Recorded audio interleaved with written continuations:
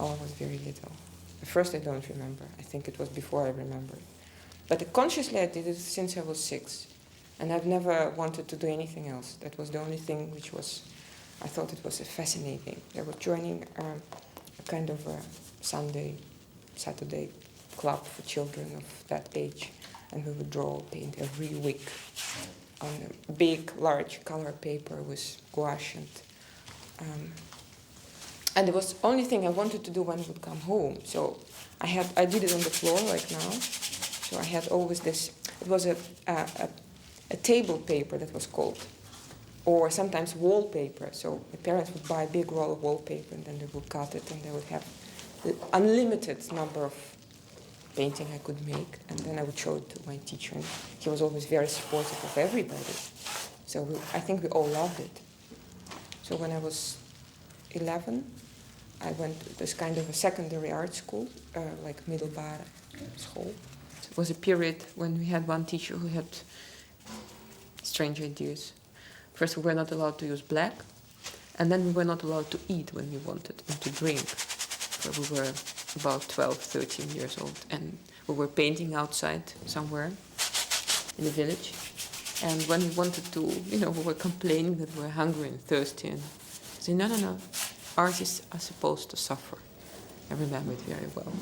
And then he would throw all the black paint out of our aquarelle boxes.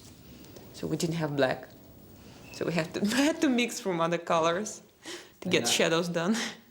You have to have A's for everything, otherwise you cannot pass. There are a lot of children, really a lot. Very kind of a normal habit to try to discover talent in your children and then let them use every opportunity to fulfill it. So I got to study, and then I studied there 6 years till my 17. And then I went to Academy of Art, Surikov Institute of Art. The disadvantage is a unity of education. There's lack of variety indeed.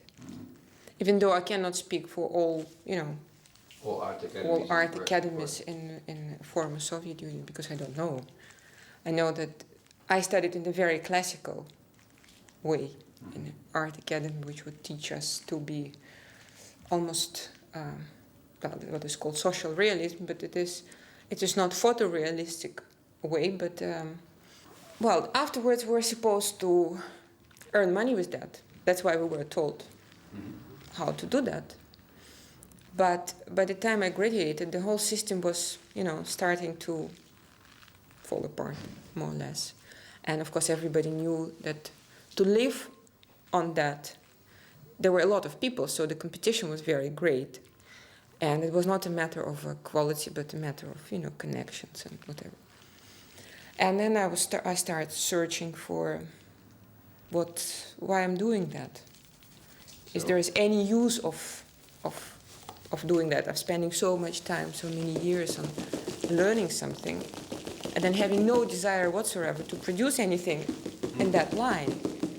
I was sick when I was doing those paintings. It was horrible. I never thought I would actually be able to survive being an artist. A few months after I graduated, I went to this place outside of Moscow where artists could go and work. That was printing workshop where we could stay for 2 months. I used all the facilities. And what was the most important, we meet people there. And I was lucky enough because I went there 4 times, so 8 months together during 3 years, 3.5 years. And I think I've learned more than I did in all these academies and schools before. Because you learn from people more than from your professors, as it turned out.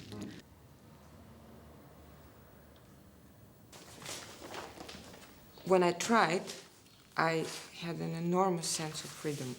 And that is something which, like a drug, once you try, you cannot stop doing that. It is a different kind of a freedom. A real reality, existing reality has certain rules which you may see, may not see, may use, may ignore, but you're still doing something around them.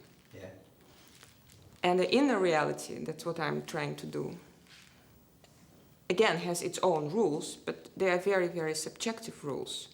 And therefore, there is my own personal freedom to do anything I want, because there is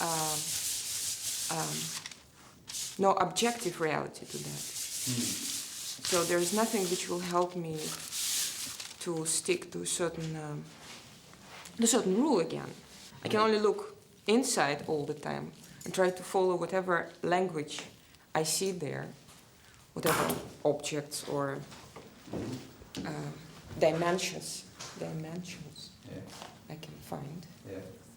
And therefore, it is a freedom of a different strictness in a way, where I am my own boss, and I don't object to different interpretation.